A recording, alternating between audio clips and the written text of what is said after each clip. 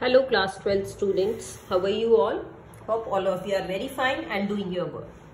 बेटा जैसे कि आप जानते हैं हमने 3.4 एक्सरसाइज स्टार्ट की हुई है जिसमें हमने रो ट्रांसफॉर्मेशंस और कॉलम ट्रांसफॉर्मेशंस अभी तक यूज करना सीखा है। रो ट्रांसफॉर्मेशंस एंड कॉलम ट्रांसफॉर्मेशंस और इन्हीं की हेल्प से हमने इनवर्स फाइंड आउट किया टू फाइंड आउट इनवर्स।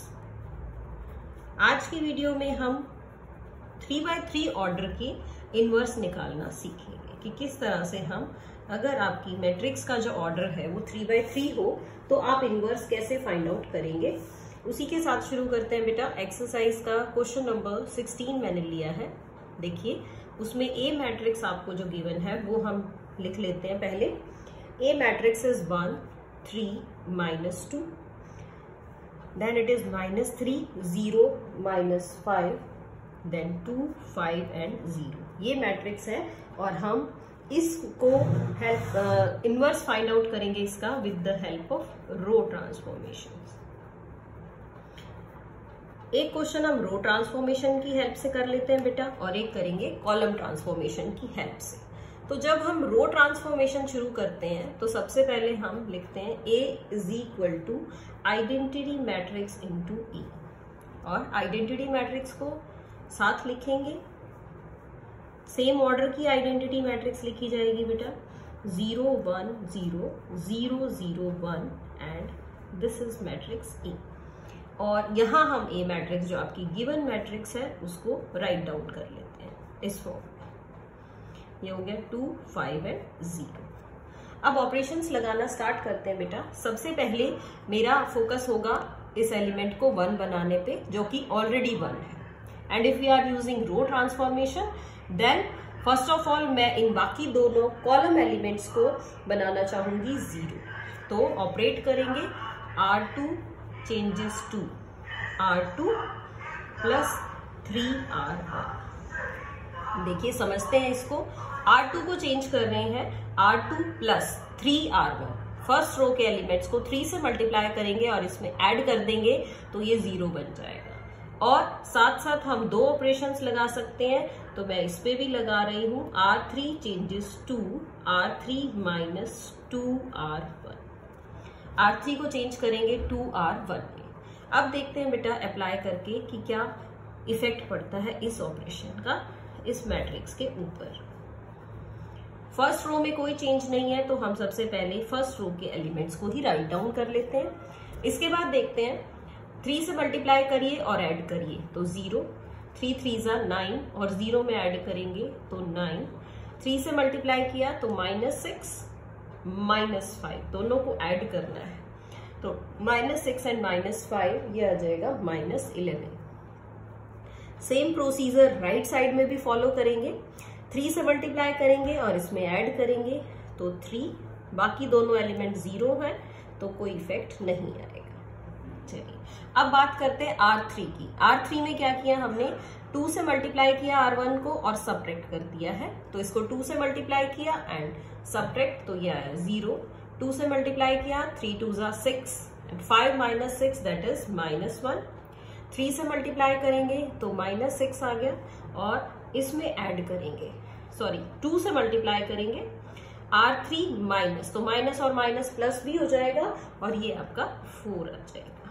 यहां देखते हैं R3 2R1 और माइनस तो -2 0 और ये भी 0 है तो कोई इफेक्ट नहीं आएगा। चलिए अब जो आपका मेन टारगेट होगा, अब हमें चेंज करना है इस एलिमेंट को यानी A22 एलिमेंट को हमें 1 बनाना है। किस तरह से 1 बना सकते हैं वो देखते हैं हम कि इसको किस तरह 1 बनाएं।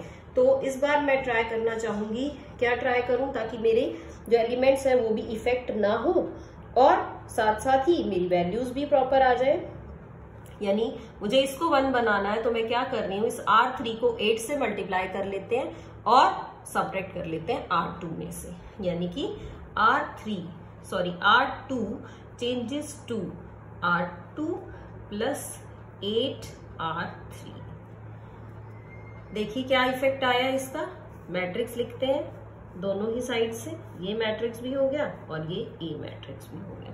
R2 में चेंज है तो हम R2 को नहीं लिखेंगे, बाकी मैट्रिसेस के एलिमेंट को लिख लेते हैं इस तरह से 0, -1 और 4। अब इसको देखते हैं, 0 से मल्टीप्लाई और ऐड कोई इफेक्ट नहीं आया। ये 8 से मल्टीप्लाई और ऐड करेंगे तो 1 बन जाएगा। यहाँ इसको 8 से मल्टीप्लाई करेंगे तो 32 और 11 से माइनस करेंगे तो ये आएगा 21। इन द सेम वे यहाँ 8 से मल्टीप्लाई -16 + 3 दैट इज -13। 0 है तो सेम हो जाएगा एलिमेंट, 8 से मल्टीप्लाई एंड देन ऐड तो ये बन गया है 8। नेक्स्ट स्टेप देखते हैं आप, ये एलिमेंट हमारे पास 1 आ गया है। अब मुझे इस एलिमेंट को और इस एलिमेंट को, यानी सेकेंड कॉलम के जो रिमेनिंग एलिमेंट्स हैं उनको 0 बनाना है। तो हम ऑपरेट करेंगे यहाँ पे, operating R1 changes to R1 - 3R2। 3 से मल्टीप्लाई करके माइनस कर देते हैं ताकि 0 बन जाए, और R3 को चेंज करते हैं, R3 changes to R3 + R2। इन दोनों को ऐड करेंगे तो ये भी 0 बन जाएगा। देखते हैं चेंज करके क्या इफेक्ट डालता है ये मैट्रिक्स पे। तो आपकी जो R2 है वो सेम है, तो R2 को हमें चेंज नहीं करना, दोनों साइड में R2 लिख लेती हूँ। अब R1 को देखते हैं क्या चेंजेस हैं R1 में। R1 - 3R2, तो R1 - 3R2, 3 से मल्टीप्लाई करेंगे और सब्ट्रैक्ट करेंगे तो इस एलिमेंट पे कोई चेंज नहीं।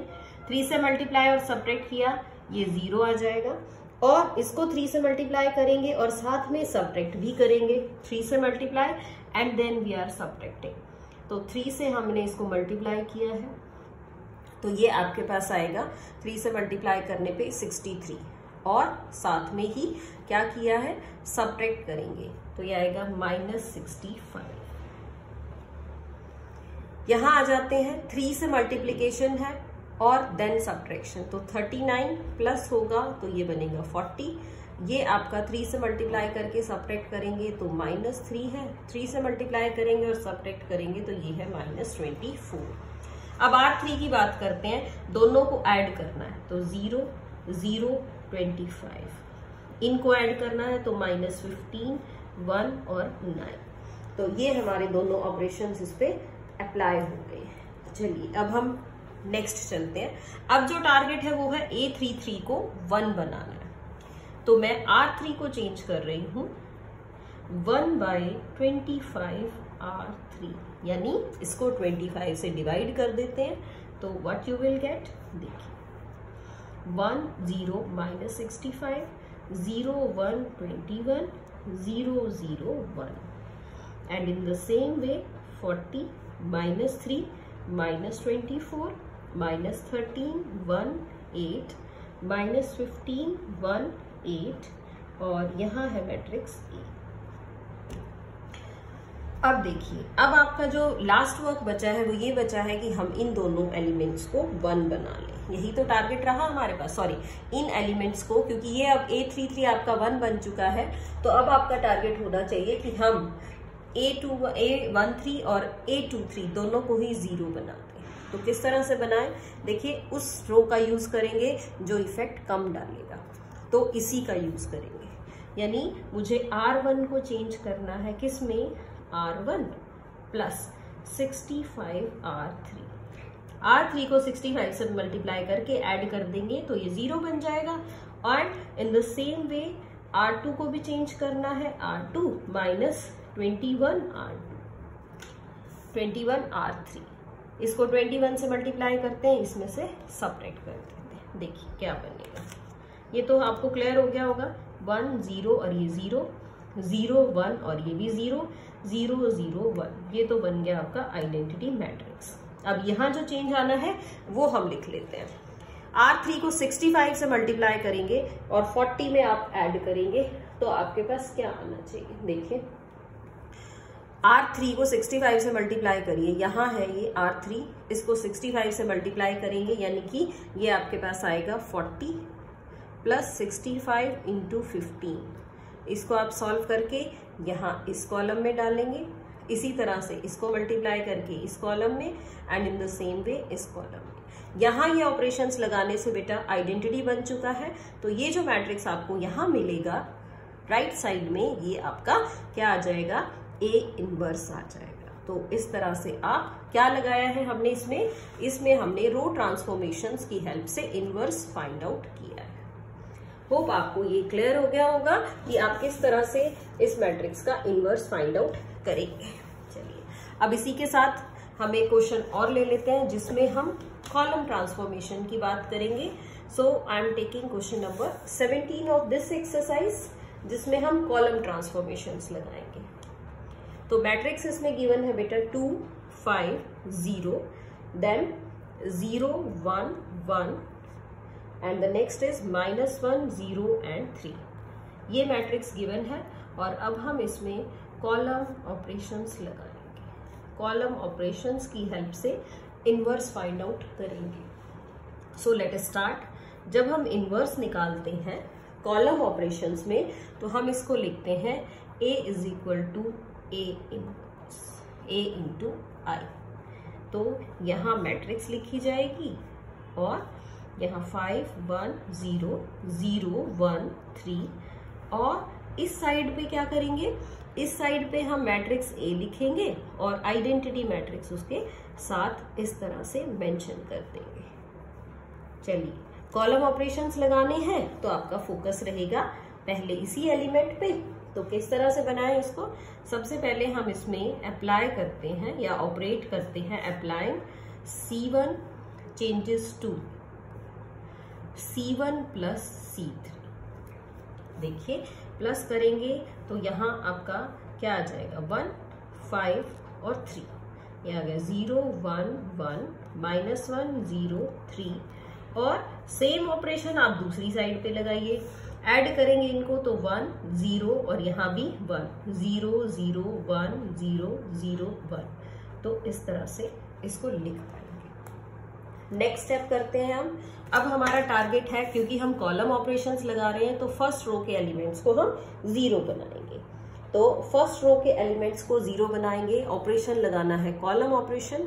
तो हम अब सेकेंड कॉलम को यूज करेंगे। सेकेंड कॉलम को यूज करके किस तरह से कर सकते हैं हम, ताकि हमारे जो ये एलिमेंट्स हैं फर्स्ट रो के कॉलम ऑपरेशन में फोकस किस पे होगा, फर्स्ट ली हमने इसको 1 1 को 1 बनाया, उसके बाद मेरा टारगेट है फर्स्ट रो के एलिमेंट्स। तो ये हमारे फर्स्ट रो के एलिमेंट्स हैं, ये ऑलरेडी 0 है, इसको भी हम 0 बना सकते हैं। यानी अब मुझे C3 को चेंज करना है, तो मैं लिख रही हूं इसमें applying C3 changes to C3 plus C1।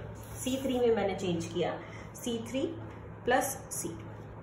चलिए देखते हैं 1 5 3 0 1 1 0 5 और 3 and 3 6 A और इन द सेम वे 1 0 1 0 1 0। अब ऐड करते हैं दोनों को तो 1 0 और ये आ गया है 2।